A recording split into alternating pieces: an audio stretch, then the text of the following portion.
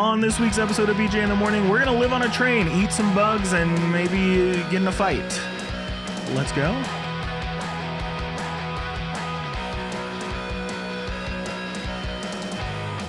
Welcome back to BJ in the Morning, your favorite Dirty Name podcast where we put our nostalgia to the test with rewatches, first-time watches. We're going to see what holds up. My name's Brendan. And I'm Juan. And that is another test of our brand new intro that we're doing for the podcast until something sticks. How'd it feel? How do you feel about it? It felt pretty good. It lasted the length of the song, which is kind of cool, I think. Yeah. I went real fast and I left out a word, I think. Cool. Yeah. Hell yeah. Hell yeah. Let us know in the comments down below if leave you it to me to fuck it up. Next time. Next episode. Next episode. You'll do it. It'll be fine though. Juan, today we're talking about Snowpiercer from 2013. Snowpiercer. We had not seen this movie before. Mm-hmm. I think I started this movie in the past. Yeah. When it came out. I don't think I finished it. Snowpiercer is the name of my band. Your band? Yeah. What kind of music do you play? Snowy. It's just Snow Patrol music covers. Yeah, and Let It Snow. Uh-huh. And Let It Go. Uh-huh. And uh-huh. That song that's all like Jack Frost nipping at your nose. Yeah, nipping at your nips. Nipping at your nips. Gotcha. Yep. That's the name of the album. Yep. Nipping at your nips. But yeah, we're gonna talk about Snowpiercer today, which for us was our first time finishing it or watching the whole thing in one sitting. Yeah. Let me see the cover photo. The cover photo.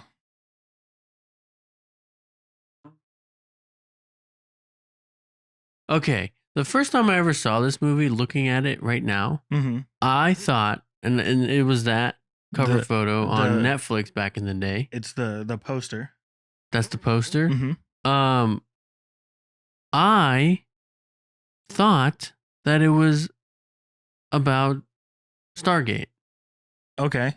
Because of the ring behind them. It. Yeah, which is the engine of the train. Yeah. I know that now. Right. But I just assumed, I'm like, oh, it's like a Stargate spinoff with Chris Evans. Uh-huh. And I should watch that. And I never did.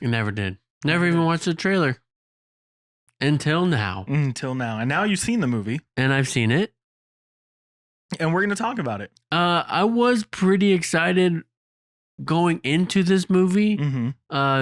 Just because we don't get to see Chris Evans really do anything other than Captain America. Oh, he's nowadays. Captain America? Yeah, you didn't know that? No.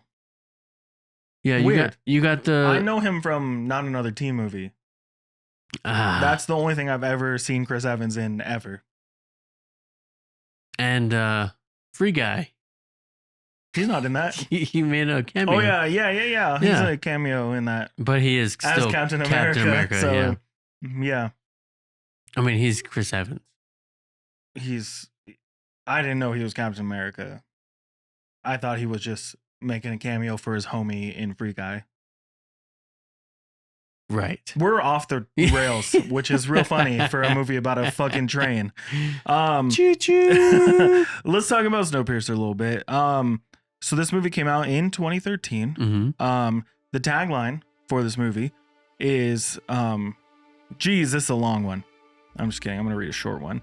In a future where a failed climate change experiment has killed all life except for the survivors who boarded the Snowpiercer, a train that travels around the globe, a new class system emerges. All right. Sounds right. You know, I never really picked up on that it was an experiment that messed up the world. In the movie? Yeah. It starts out with that. Yeah. At the very beginning. Yeah. It tells you. Yeah. Did you were just not in it yet? Maybe I was just like, the movie you were getting settled still. Hasn't started yet. Yeah. I was getting my popcorn and my drink. and my Milk Duds. Yeah, You know what I mean? Yeah. I had to. Because you went to a theater to watch this for the podcast? Yeah. Yeah, I get it. Had to get up to pee. Cast in this movie, the one and only Chris Evans, as we said. He's the only person in this movie. He plays every single... No, I'm just kidding. We have Jamie Bell returning from Jumper, when we watched Jumper. Tilda Swinton returning from when we saw her in... Doctor Strange? She's in Doctor Strange? We saw her last, though, in Burn After Reading. She's not in Doctor Strange? She is. You have Song Kang-ho, Ed Harris, John Hurt returning from Tinker Tailor Soldier Spy, Octavia Spencer, and then Allison Pill is in this as the teacher, which we know her from Scott Pilgrim. Other things. Perks of Being a Wallflower, she's in that. Right. Yeah. Directed by Bong Joon-ho. Right. Who we know from movies like Parasite. Oh. He was a writer from Mickey 17. Oh. What else has he done? He was a producer on everything's just Parasite and Mickey 17. Director, Mickey 17. Parasite, Okja, Snowpiercer. He also was the director of The Host, which is how American audiences were introduced to Bong Joon-ho. This movie on IMDb has a 7.1 out of 10. Not bad. 84 on Metacritic. Not bad at all. So yeah, user reviews 7.1. Let's look at some reviews of this one. For IMDb, which are the elite reviews, you know, the real fancy ones, right? Yeah, the suit and ties. They're the ones at the front of the train. Yeah. And then we'll go to Letterboxd, which is back of the train shit. If you've seen this movie, you know what we're talking about. 6 out of 10. Right? Wastes too much time on pointless action instead of developing its ideas. Snowpiercer could have been a great film, and it is probably a good story, but it turned out to be a 2-hour-long collection of weird scenes, pointless action, overacting, and slow-mo shots. Yeah. No stars. A big confusing mess. This film tells the story of a self-sustaining train which has been running for 18 years, on board with all the survivors after an apocalyptic event. A few minutes into the film, it already becomes clear that Snowpiercer is a film that reflects the societal inequality, oppression, and cruelty. As the group moves up the train, the carriages become more luxurious, and the metaphors are very obvious. The film screams to the audience to wake up from the unjust society. 8 out of 10. Yes, it's a metaphor, but a tense one.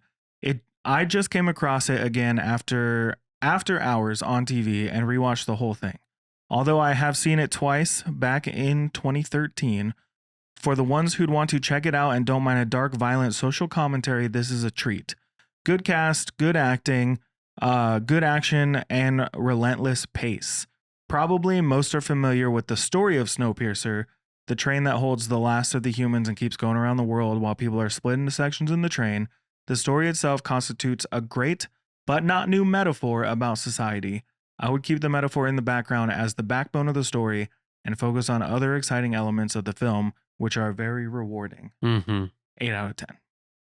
Okay, that person liked it a lot. They liked it a lot. How do you think people over on Letterboxd feel about it? I feel like they're not going to like it. It's a 3.7 on Letterboxd, which is pretty decent. Out of 5? Out of 5. 4.5 stars. The best Captain America movie of the year. When was that one? That was from 2014. Wow. I wish Tilda Swinton did more comedy. Doesn't even have to be on a train if she wants. Right. That's a 4 out of 5. 3 stars. I wasn't prepared for Chris Evans actually like acting. Yeah. Actually like acting? 5 stars. Of the 2 remakes of Willy Wonka and the Chocolate Factory I've seen, this is the one I prefer.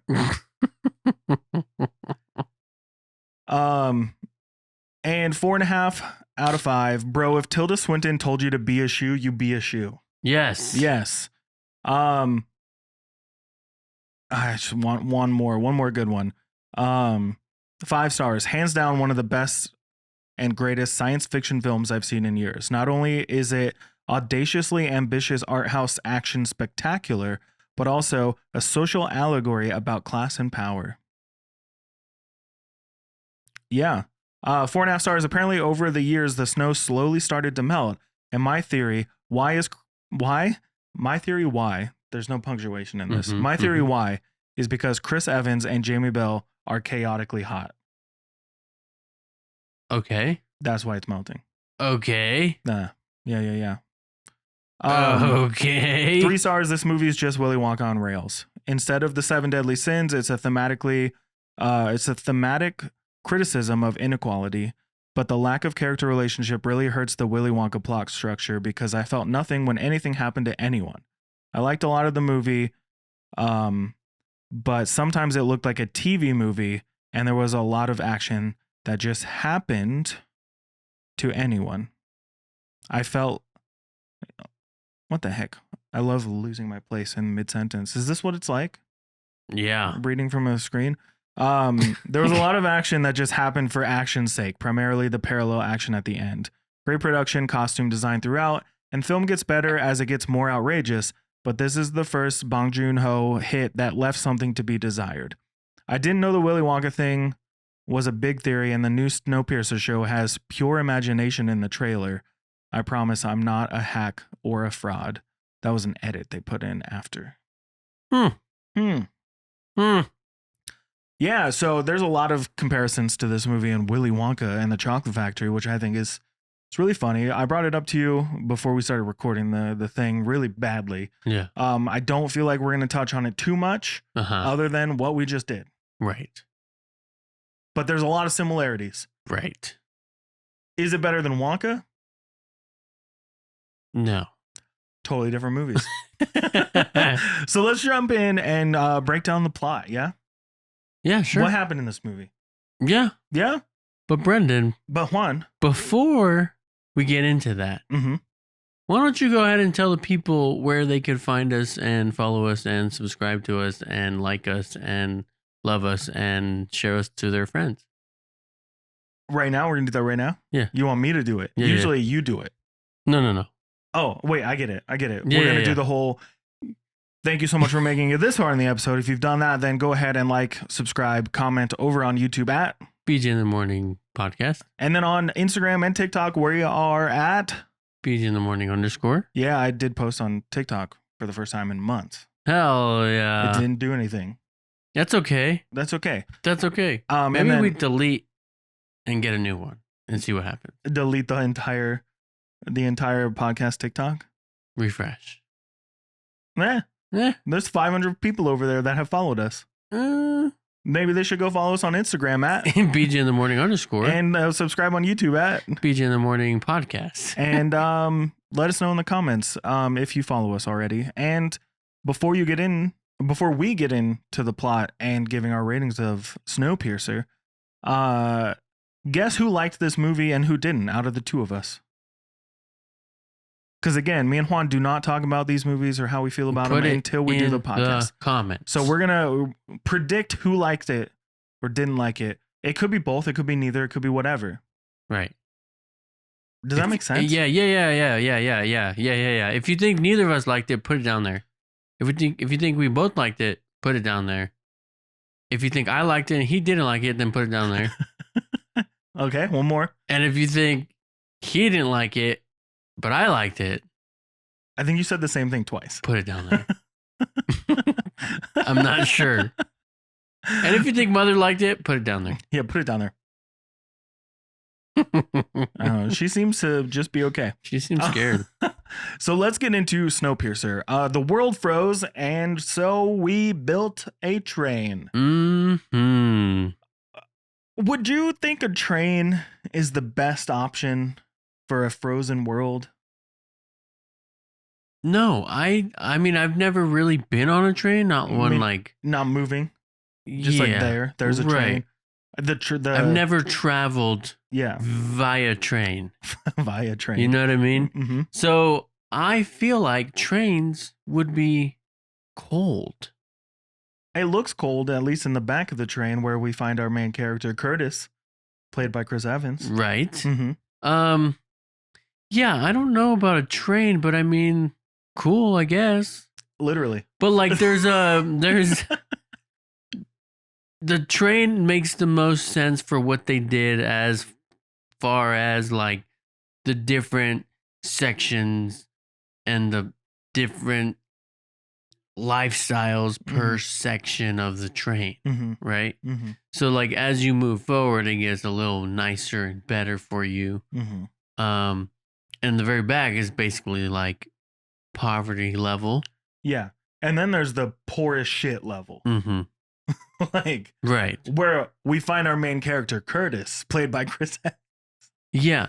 And so, interesting enough, I think it would have been more interesting to find out, maybe this is what the show is about, I don't know, to find out how they got to the point where they pushed people to the back to live like I think they touch on it in the movie. Yeah, but like what to see it, you know what I mean? Because like what we got, and I don't want to say too much before getting into the plot. We've gone one sentence in. I understand. I understand. But like to me it would have been more interesting of a movie to see all that happen, because I don't think they boarded the train already split into sections. Right.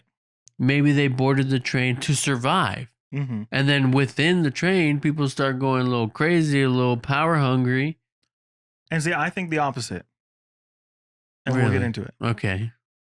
So we open on a frozen apocalypse caused by a failed climate experiment where the entire planet is now an ice cube. Uh-huh. It is a new ice age. Sid the Sloth's out there trying to find his family. There's no animals. There's no people. Sid the Sloth's out there. Right. Because it's ice age. Uh-huh. Uh-huh. Sid the Sloth. Yeah. That's what you said. Yeah. I'm like, what name is it? What were you saying? The only survivors are people on a constantly moving train called Snowpiercer. Title of the movie, Snowpiercer. Interesting. Wow. At the very back, you've got Curtis, played by Chris Evans. Did I say that already? I think so. He is basically living in absolute misery. There's no sunlight. The only food they have are these gelatinous protein cubes that they get sent. Do they call them cubes?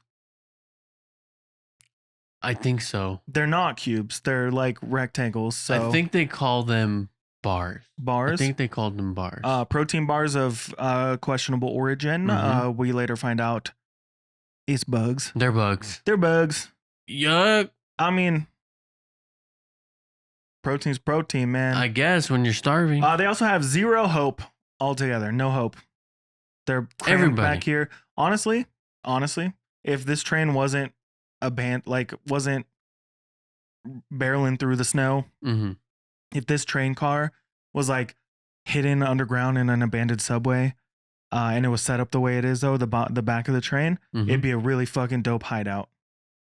Yeah. Like they got bunk beds, they got little tracks going through it to send messages and stuff to each other. It's a pretty cool hideout. If you were like surviving a zombie apocalypse, maybe. Yeah. Best place right there. That train car, lock it down. Lock it down. No windows, no one door. Lock it down. Best place to take a nap for sure. Yeah, I bet you it's quiet when it's not moving. Yeah. But we don't know. Meanwhile, the front of the train is living in luxury. Yeah. That is implied at this point of the movie. Right. It's a class system on a train. It's a very subtle metaphor. Super subtle metaphor. Poor people in the back, rich people in the front.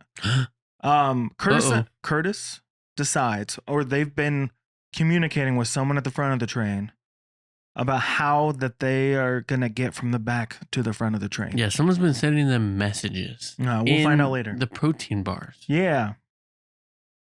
Crazy. Weird. Who did it? Who was it? We don't know. Whatever. Somebody. So it's basically like the Revolutionary War, but on a train. Mm-hmm. That's what's gonna start right now. So yeah, they're eating bugs. There's a few kids in the back of this train. Curtis is back there starting the revolution. He doesn't want to sit down when everyone else is told to sit down, because why? He's counting the doors. Counting the doors. See how many doors it is to the next section. Only 4. Not that or many. 3. Not that many. How is there 3 doors separating the back to the whatever the next section is, but only 1 door separating the rest? It's probably something to do with keeping the poor people where they belong. It's like an airlock situation. Right. So they can lock one door, open the next one, in steps. Yeah. So if someone gets through that first door, that next one's locked. I get it. I get it. So the tail section stages an uprising, fighting their way into the next couple cars. Mm-hmm. Each train car is like a new level in a video game, right? Mm-hmm. There's like dark industrial spaces with like cargo and like machines building like the protein bars. There's guard-filled choke points, they gotta get through this door, and then guess what? Train car full of baddies. Brutal close quarter combats. They're all trying to get to Wilford, the mysterious creator of the train. There's an old man with them. Gilliam, played by John Hurt. He seems to know. What's his name again? Wilfred? Willy Wonka? Yeah, Willy. He seems to know Wilfred. Willy. And he's the Grandpa Joe. Was at one point in the front of the train, wasn't he? It's implied. Or he built the train, but later there's a reveal later on that he's meant to be back there because they need someone leading the front and leading the back. Spoiler for an 11-year-old movie or whatever. 15, yeah. How old is this movie now? 14 years old, 13 years old. 13 years ago. Pretty old. But they also need a security specialist who has been locked up because he's a drug addict, basically. They need him to open all the other doors. So they're gonna break through and go get this guy. But they get there. They do some fights, some pretty epic fight scenes. They rescue him, but he goes, "My daughter's got to come too." And they're offering him this drug that looks like Play-Doh. Yeah. Where does that drug come from? We don't know. They make it.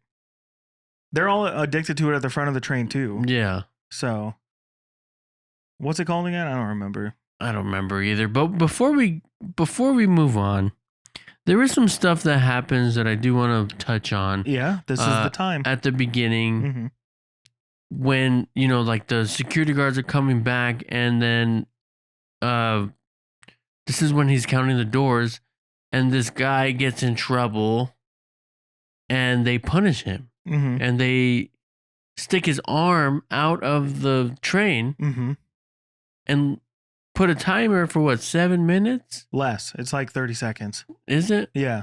And his arm comes back out and it's completely frozen. And then they smash it. He starts smashing it with a hammer. Brutal. Yeah. When I saw that, I was like, this movie would have been way better rated R. Yeah. The thing about this, though, is that we then see like Gilliam and a couple other guys get up to go console this guy. And they're all missing limbs. So you think this happened to them too. Spoilers, it didn't. Maybe it didn't. Some of them, definitely not. We find out later. Yeah. And they also come in and take 2 children, measuring them, measuring their height, measuring their limbs, and they're like, not you, not you, not you. And they take 2 children. Yep. They take the first boy that we see in the movie, whose mom is Tanya, played by Octavia Spencer. Mm-hmm. I don't remember the kid's name. Tim.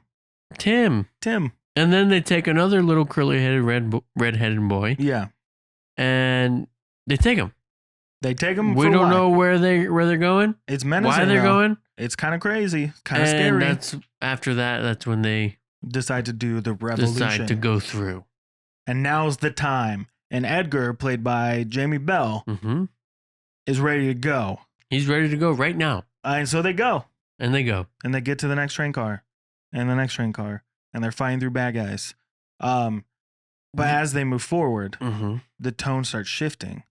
Because it goes from like grim survival, like, all the warehousey, like industrial cars. And then they move forward into a classroom.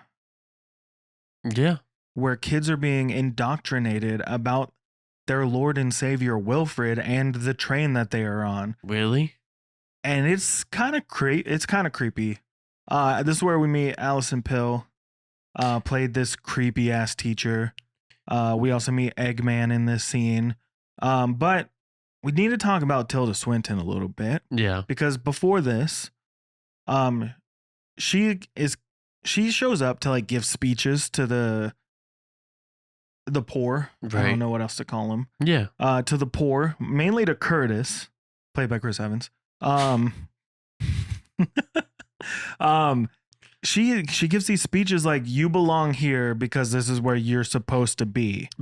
So you be a shoe, I'm a hat. Basically implying learn your role and stay there. Yeah, for the balance of the train. Don't try to do anything brash. And they said, fuck you, Tilda Swinton. I'm a hat too. I want to be a hat. I'm a hat. Her character's name is Mason. But there's this really dope fight scene in one of the train cars. There's a bunch of windows and everything. And Tilda Swinton's Mason comes out and she's watching all these people get killed. And I'm pretty sure this is about when Edgar dies. Yeah. Edgar, played by Jamie Bell, was like the protege or like an adopted kid of Chris Evans' character, Curtis. Like they had a really strong connection. Yeah. Which we find out later why. We'll get there. We'll get in there. We'll get there. But yeah, we're back in the classroom where these kids are like singing songs about the glorious train they live on, and Allison Pill, who's the character's name is teacher. It's got almost like a cult feeling. 100%. Right? It's very propaganda heavy. It feels like a creepy children's show. Almost. And then Namgoon, who is the guy they rescued, he starts kind of picking up things about maybe the train isn't the only thing.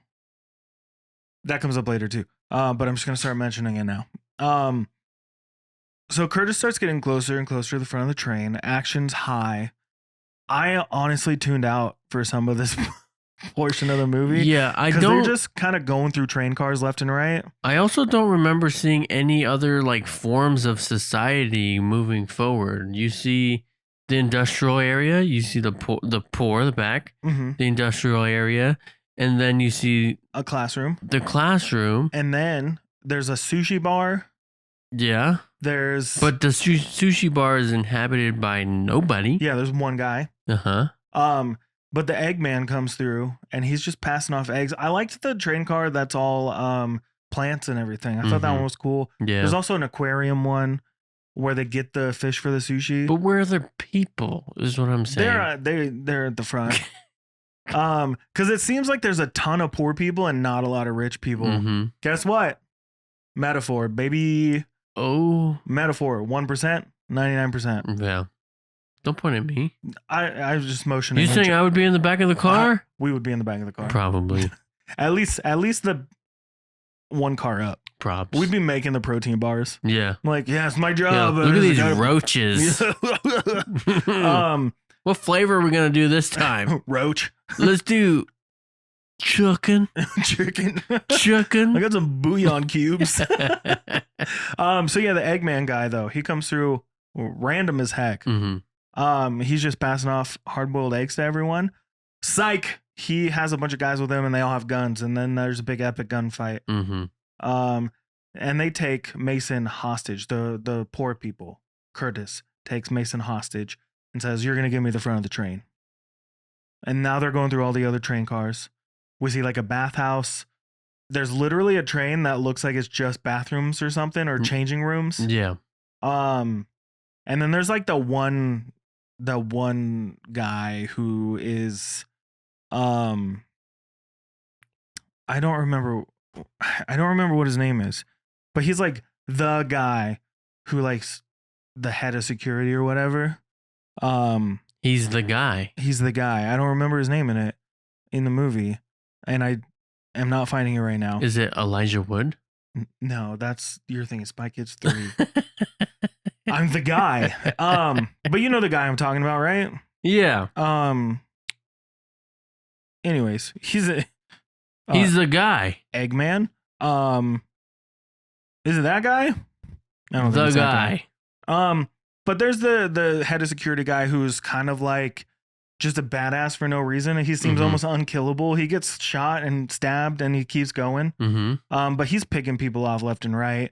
I know that some point in here, Curtis starts figuring out that the system isn't broken. It's designed to be like this. Yeah. The suffering in the tail section is intentional because it keeps balance. And then when we are like getting right outside the front of the train, we get like one of the darkest backstories ever imaginable. Yeah. About what people did to survive in the back of the train on the early days. And what is that, Brendan? What is that? This is where the movie stops being like an action thriller and becomes a what the hell am I watching? Because Chris Evans is sitting there talking to this guy who only speaks in Korean about how... With no subtitles. No subtitles. It's crazy. I don't get it. I had to look up what he said. I did too. Did it help? No. Anyways, Chris Evans is like losing all hope, right? So Octavia Spencer's character is dead at this point. Edgar's dead. Almost everyone that he brought along on this journey. Gilliam's dead. Because Willy Wonka, he's a Charlie Bucket. Yeah. Right. So Chris Evans sitting there, all hope is lost because they can't get in the door. And for some reason, he starts breaking down the backstory of what happened in the back of the train in the early days, how they survived before the protein slabs started coming down. And he just drops the line, "I know what people taste like." Yeah. And you're like, shit. And then he says, "I know that babies taste best." And then he gets into more detail, and you're like, I don't need more detail. Yeah, we're good. We get it. We get it. You ate people to stay alive. But it's not just that. Because when they found out that the babies were easiest to eat and best, Curtis comes across a baby, and he's planning on eating them.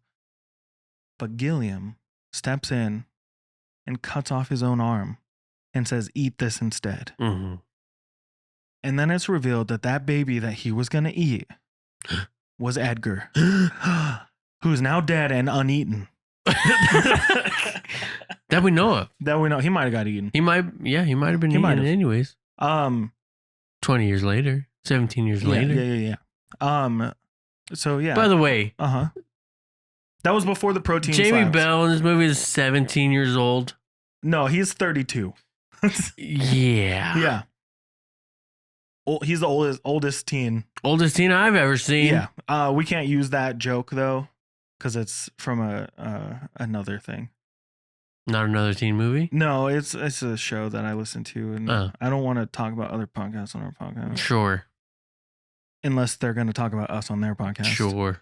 So if you're in a podcast and you want to, let's collab. Let's do some stuff. But yeah, he's definitely the oldest 17-year-old I've ever seen in my life. But what's his face? Maybe even younger, because by the time they're already on the train and starving and deciding to was eat he born on people- the train? He was born on the train. So he was 17. It's been on the train's been running for 17 years.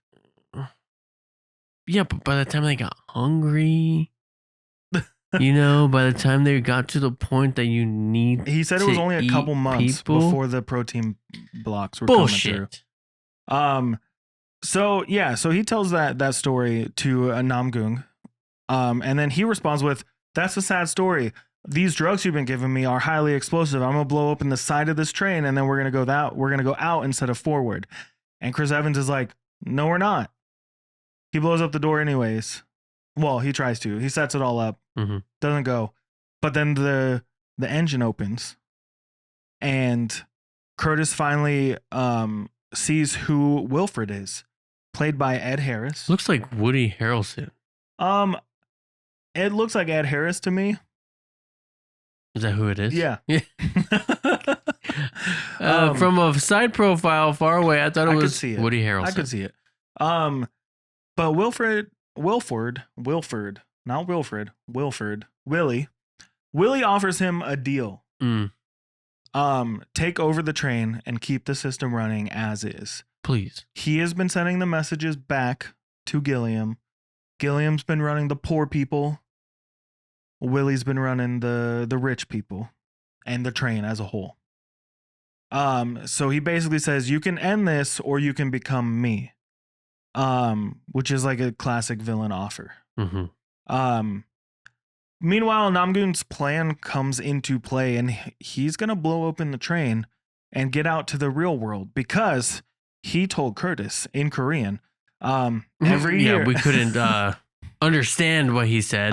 Every year, he's been paying attention to this plane that they pass by, and 17 years ago, you could barely see the tail. And now you can see the entire plane in the snow, which means the snow is melting. And he saw raindrops instead of snow on the windows, which means it's warming up outside. It's warming up. It's warming up. We can do it. Curtis. Which is crazy to me that they didn't put that into the movie. Yeah. Like they didn't give us subtitles or even use the voice box that they've been using. Yeah. The super quiet and they would voice use box it sometimes, and then they would just stop. Well, at first they were like this, right, holding it, and it was fine, legible, hearable. And then they got they got lazy with it. They were just like holding it a foot away from their mouth. Yeah, and then even the sound on it was not. You couldn't really understand what they were saying, right? But then on an important paragraph of this movie, this monologue he just gave in Korean, he didn't use it at all. Yeah. And Chris Evans was just like, yeah, I know what you're saying. Yeah, exactly. Yeah, outside. We're not doing that. Yeah, nope. Sorry. But Curtis decides that he doesn't want to do it. He doesn't want to take over because he sees the reason that they're taking children from the back is to shove them into the machine that is the engine of the train to pull gunk out of a tube because the part broke. That's why they need small children. I'm pretty sure they're drugging these children up because they're like brain fried. They're not responding to anyone. But he sees little Tim down there pulling gunk out of this thing to keep the train running. And without him in the floor, underground, hidden. And without him being in there to do it, the train blows up. Or stops functioning. Right. So Curtis chooses to break the system. He blows open the train. The train derails and it goes all over the place. CG was a little iffy on this scene. But not horrible. It was fine. Most of the people on the train die. But in the final moments, we see two survivors step out into the snow, which was Namgoong's daughter and Tim, right? And they look around. There's lots of snow, not a lot going on. And then on the top of one of these mountains, there's a polar bear, which means wildlife is returning. Yeah. The ice is melting. Hope is found but also they're in the middle of fucking nowhere. Right. Where are they? We don't know how long this track is. We don't know how long where it goes. But this movie really said that, like, what if capitalism, but it never stops moving, and also everyone might die. Mm-hmm. What if capitalism? What if capitalism? Before we get into our ratings review of this movie, I'm gonna try something new for the end of the plot breakdown. Okay.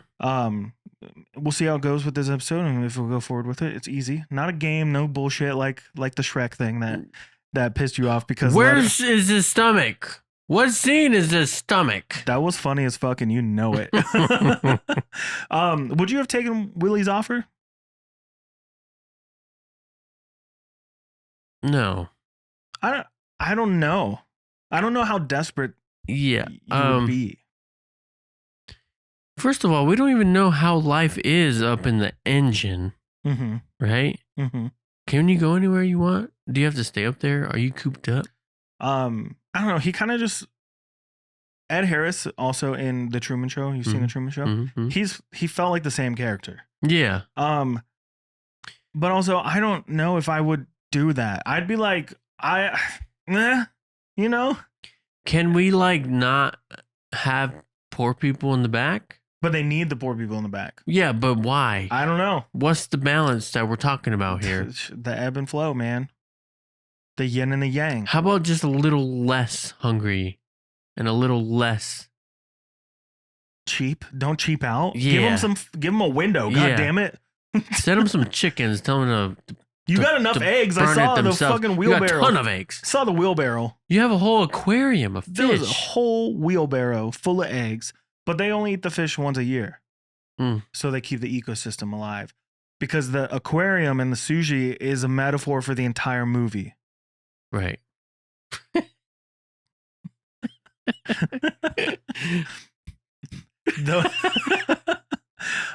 Okay. Does hope justify the risk of extinction? So risking to blow up the train because you're hopeful that we can live on the surface of the earth. Does that justify blowing up the train? Well, these are questions I thought of while watching. If it's only you and a child surviving, sounds bad.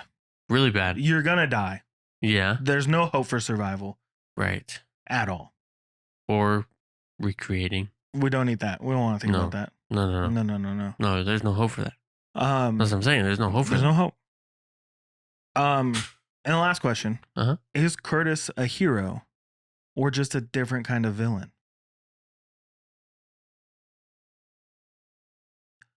Let us know in the comments down below what you think of these questions. Right? And are you staying on the train or are you blowing the door open? Tell us in the comments down below. We're going to ponder ourselves and then we're going to come right back with our review of this movie. Yeah. Thank you so much for being a part of this episode, guys. If you've made it this far, please go ahead and like and subscribe on YouTube. It'd be really helpful. Head on over to our website. There's links down below, and you can donate to the show if you want. Yeah, they're down there. Send a voicemail about this movie or the next movie, or even a text message. You can send text or a voicemail over where it says "send us a message." Let's get into this. Okay, enough of that. The bit was over before it began. Juan, Brendan, we finished this movie. We broke it down. We talked about it a little bit. We made the comparisons to Willy Wonka a lot, even though we said we weren't going to do it that much. Right. We didn't do it that much. No. But now it's time to rate the movie. So why don't you take it away? Tell me how you felt about it. Give it a rating. As I almost knock over the entire setup over here. That's okay. It's off camera. It's off camera. This movie it started off okay. You know, like it had this build up to that scene with the giant fight scene. I thought that fight scene was maybe a step to where we were going. Mm-hmm. And I liked it. I didn't really have a problem with it. I liked it a lot when we got there. Mm-hmm. Now the whole beginning, it's okay. You're explaining the story. You're explaining certain things, like it's gonna be a little slower than when you get to the middle of your movie or even the climax of the movie. Mm-hmm.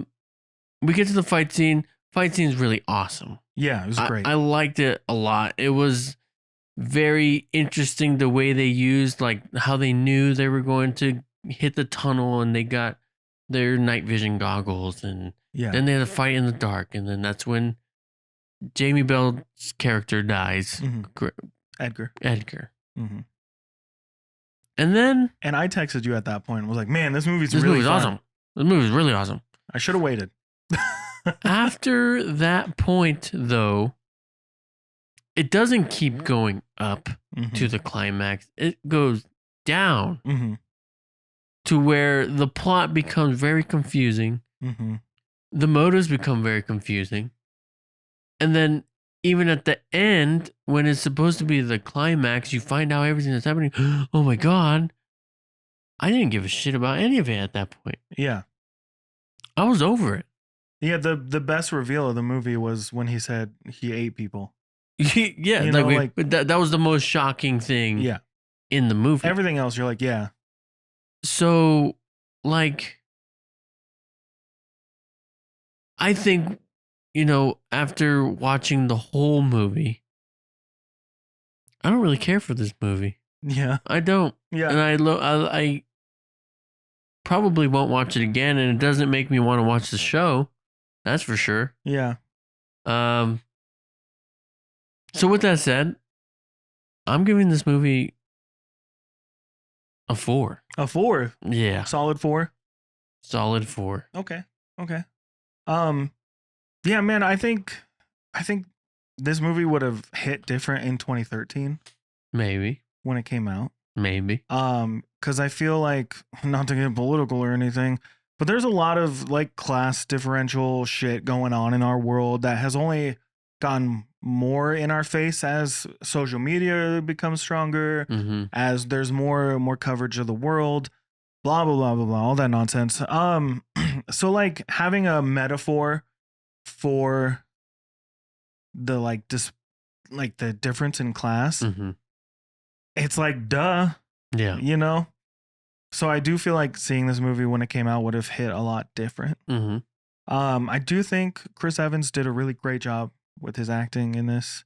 Seeing him as just Captain America for so many years of our lives, you forget that he can act and not be Captain America. Yeah.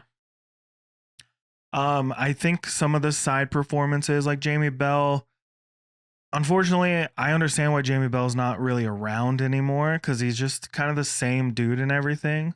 Same attitude, same kind of like everything way of talking. It's like Michael Cera, but for some reason Michael Cera, he played it up a lot and like got into those roles more often.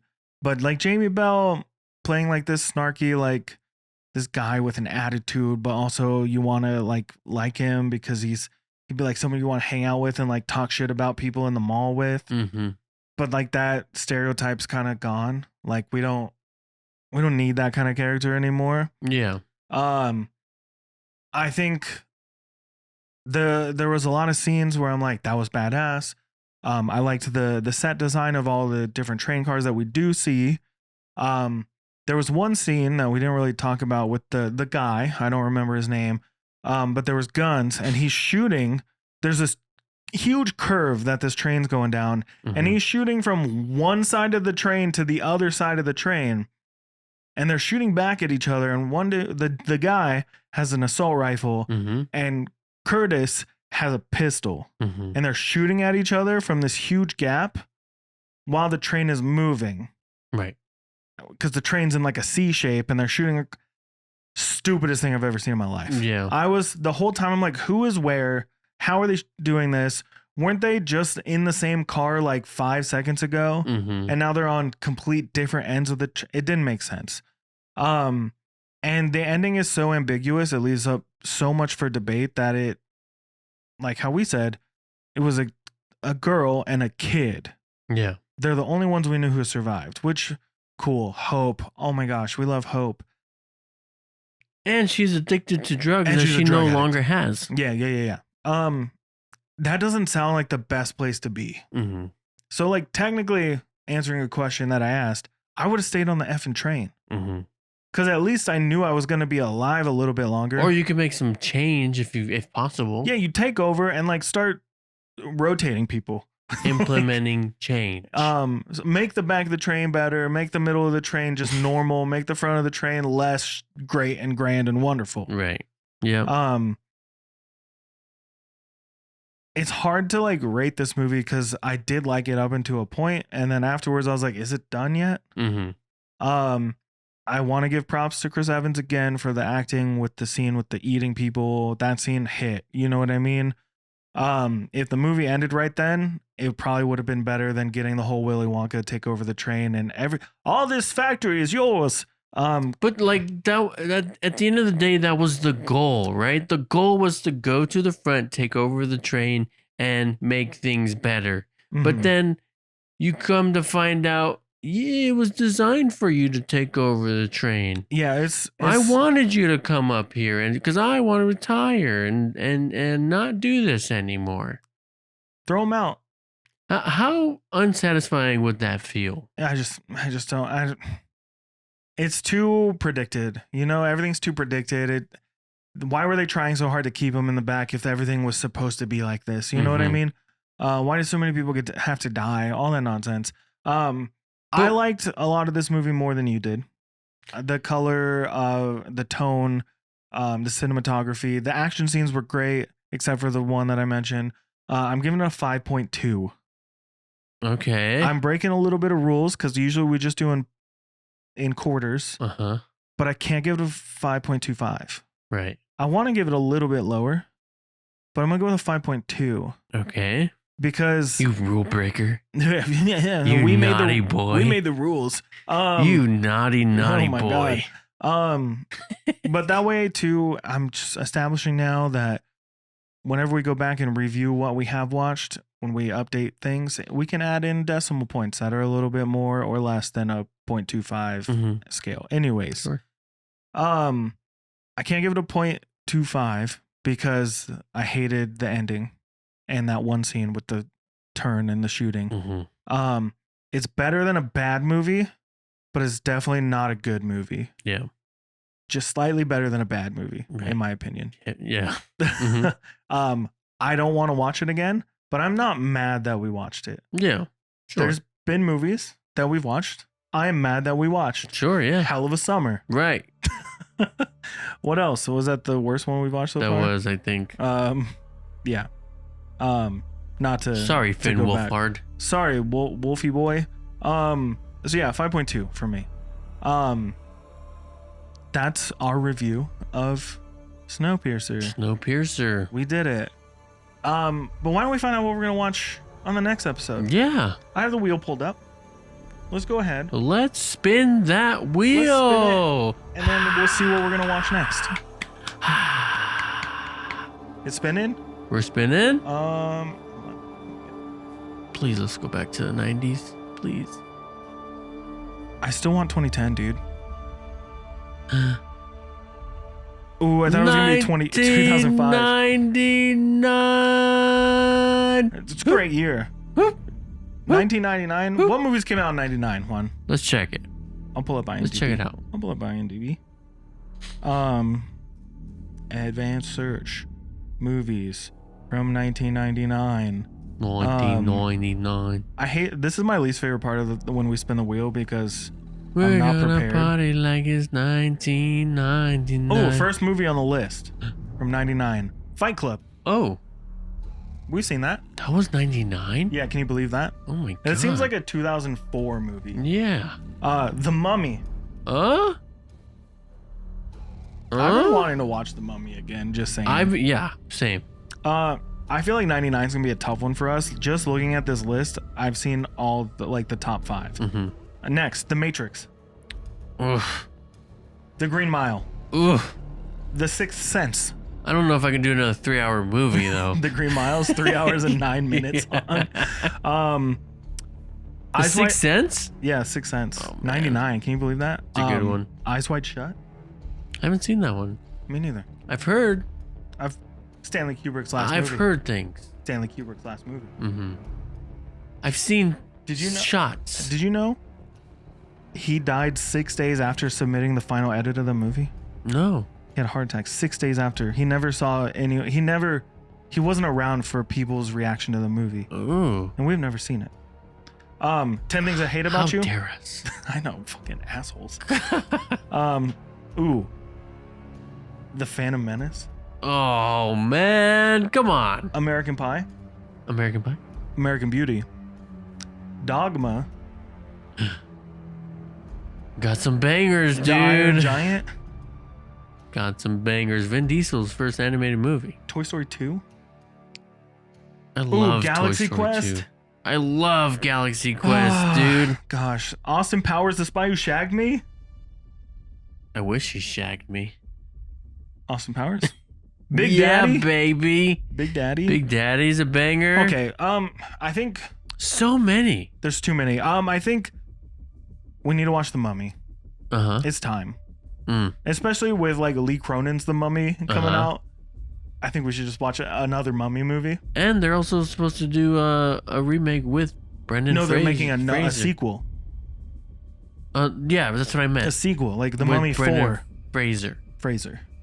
Do you think Rachel Weisz will come back? No, because she didn't come back in the third one. third one. Yeah, they shouldn't have made it. I hated that one anyways. Okay. So I have a story about that one, but I probably shouldn't tell it on the podcast. about the third movie? Yeah. Okay, I'm ready. Tell it. I went to watch The Mummy with a girlfriend of mine at that time, and we did not watch the movie. Let's just say that. How dare you? How dare you? Empty movie theater. What am I supposed to do? Because that movie sucked. What am I supposed to do? Juan also sucked. Anyways, let's get back on track. Yeah, join us next week. We're gonna watch The Mummy. We're gonna watch The Mummy. We're gonna watch The Mummy. I think it's settled. I think, yeah. I think we're gonna watch The Mummy. Mm-hmm. I love Brendan Fraser movies. Me too. Have you seen Blast from the This Past? is peak Brendan Fraser. Have you seen Blast from the Past? Have I? You have. Maybe. Bedazzled? Yeah, of course. Of course. Of course. Of course. Of course. Of course. The Mummy Returns. Yeah. Yeah, I'm of going to course. watch both of them. George back of the to back. Jungle. Yeah. Yes. My favorite thing about George of the Jungle 2 is when they're like, wait a second, you're not George. And they're like, studio got too cheap. Didn't want to pay Brendan Fraser. I'm new George. That movie sucked. But George of the Jungle sucked in the best ways. Yes. Ursula, you're scrunchy. Yeah, it was supposed to suck, Yeah. I feel like. Okay, we're dragging this on too long. Okay, so next week, join us while we revisit The Mummy. The Mummy from 1999. I'm excited. 90s, right at the turn of the century. It's Let's a good do time. it again. Let's It's a stay in good the time. 90s for a bit. I doubt it. Anyways, thank you so much for listening to this week's episode of BJ in the Morning. Your favorite journey podcast that revisits all the movies from our nostalgia or whatever I said at the beginning of this episode. Yeah. I'm doing another bit of the radio thing that you mentioned, so Right. you got to join in. Yeah. If you like this episode and you're listening on a podcast listening app, make sure that you hit that follow or like or subscribe button. It really helps us out. Scroll down, leave a 5-star review. Over on Spotify, you can leave comments on the episodes. That would be really awesome. And if you want to watch the episodes, we have video over on YouTube at BJ in the Morning Podcast. And sometimes when I have time in my busy life, I like to post clips on Instagram and TikTok at BJ in the Morning _. But really, really do us a huge favor and go subscribe on YouTube. It would be really awesome if you did that. We want to get to 500 subscribers Yeah. before September. I'm giving us a lot more time than the last time. That's a big one, dude. That's It's a big 250 subscribers more. Really? Yeah. To 5? To 500. Yeah. Oh. Yeah. 250 That's not too subscribers. bad, I guess. No, beat it before then. Let's get there. Let's do it. Do it together. Do us that huge favor. Do Subscribe us on a YouTube. solid. And send it to like one of your friends. Do one of those classic chain emails, like if you don't send this to 5 people, you will see the ghost of the Scorpion King CGI from The Mummy Returns at the foot of your bed at midnight. Or one of those Facebook posts. I bet most of my friends won't copy and paste this. Is that Facebook or was it? It's Facebook. Yeah. Yeah. It tells you like a crazy story that's not true. It's like, I bet you most of my friends won't copy and paste They this. won't even read this. They won't even read this story about how this guy did this thing and the place and the happenings. And then I got a signed autographed picture of Jim Carrey, but it wasn't signed by Jim Carrey. It was signed by whoever doppelganged him at the Wax Museum. At the wax. Doppelganged him sounds like a sexual term. On that note, thank you so much for listening to this week's episode of BJ in the Morning. My name's Brendan. And I'm Juan. And we'll doppelgang you next time.